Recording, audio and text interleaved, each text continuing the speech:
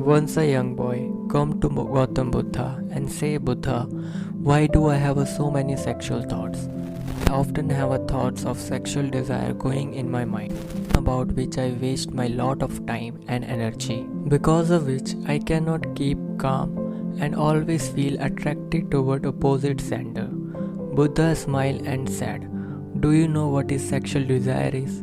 The boy said, Buddha, I don't know what is sexual desire mean. But whatever it is very bad. Buddha said, first of all you understand that whatever is inside us, naturally it is not bad. It has some need in our life.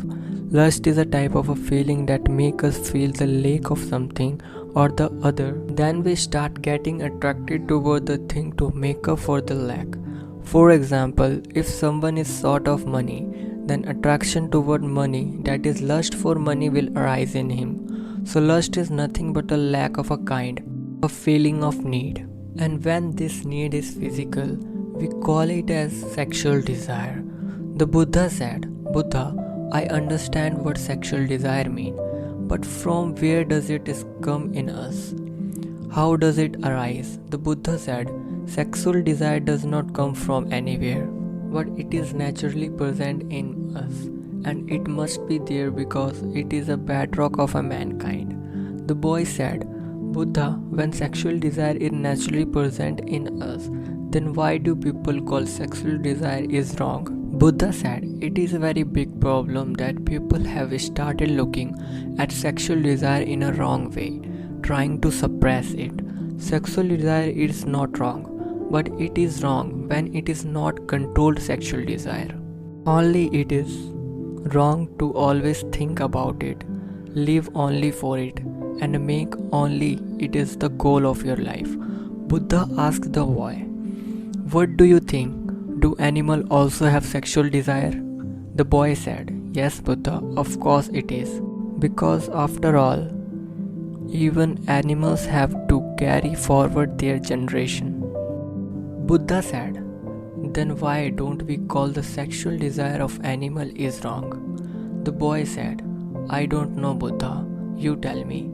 Buddha said, because animal use their sexual desire only to produce next generation, nor with the intention of enjoying it. Because nature has not given animal the ability to think so much that they can make their lust the basic of their short time happiness, whereas we human, by using our ability to think, try to use everything found in nature for our happiness and enjoyment. We humans have done the same thing with sexual desire, have made it the basic of our enjoyment, the feeling which nature installed in us for the survival of mankind.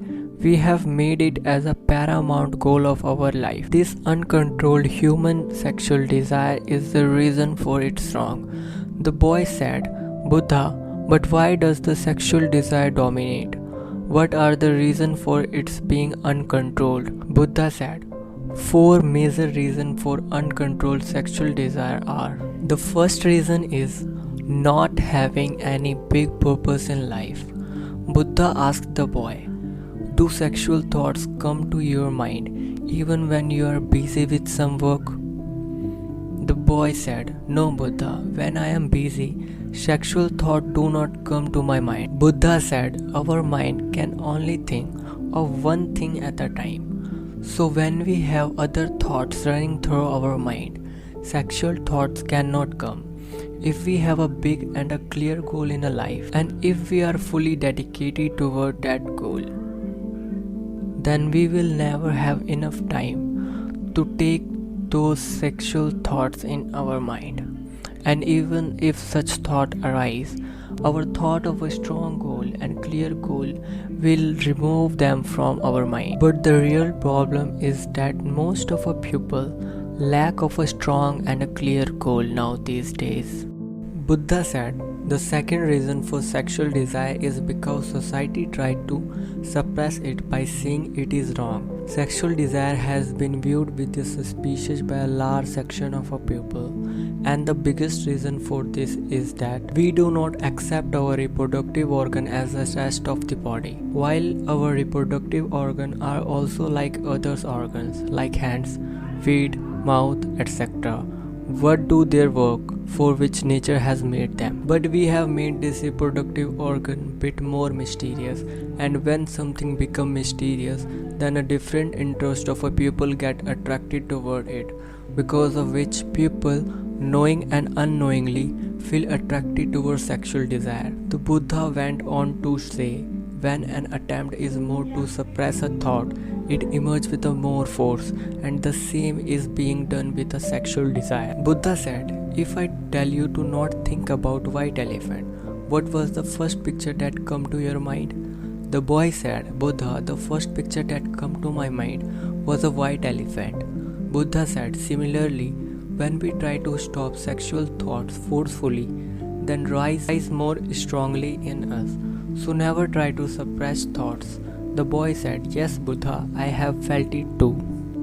Buddha said, the third reason for dominance of sexual desire in human is that we are not aware of our thoughts. We never pay attention to how thoughts are going in our mind. A unique thing about the thought that arises in our mind is that when we think about one thing, our mind starts putting more thoughts related to it in front of us. And then, in the same way, our mind become a chain of thoughts on which we get confused. That's exactly what happened with sexual thoughts.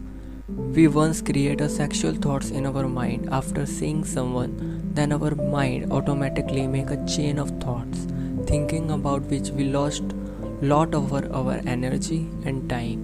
Therefore, with full awareness, it's necessary to pay attention to the thoughts arising inside you. The Buddha said the fourth reason or the last reason for sexual thoughts dominate is to associate with people with the bad thoughts and sexual thoughts. Many times it's happened that sexual desire does not dominate in us, but due to living with some sexual person, it dominates in us. The boy said, yes, Buddha, I have felt it myself.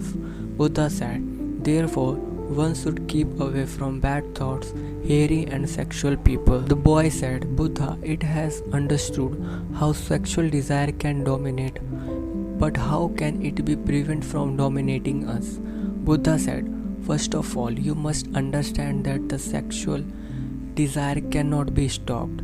It can only transformed. And there are two ways to transfer this energy. The first is love and the second is meditation. We are in true love. The energy of a sexual desire in us get converted into our happiness. But most people consider physical attraction to be love, which is spent energy, not transformed. To transfer the energy of sexual desire within the body, the most successful way is meditation. Through meditation, you become created in the center of a bliss within you, in front of which all the pleasure of a world seem to be fade. It is not that you can't think and do all those things after getting into meditation. You have to grow above it, and then all these actions make you seem small and childish. The boy said, but from where should Buddha start meditation? Buddha said, first of all, you start spending time alone with yourself, because the person with whom you spend the most time get to know him the most. And when you start knowing yourself, all this material pleasure will feel small to you, and then a day will come when without your willingness any kind of thought will stop arising in your mind.